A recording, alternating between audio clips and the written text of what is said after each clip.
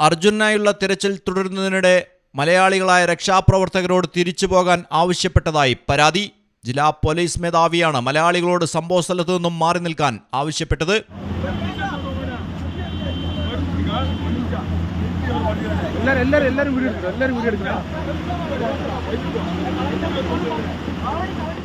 രക്ഷാപ്രവർത്തനം നടത്തുന്ന മലയാളികളോടാണ് കർണാടക പോലീസ് തിരിച്ചു പോകാൻ ആവശ്യപ്പെട്ടത്.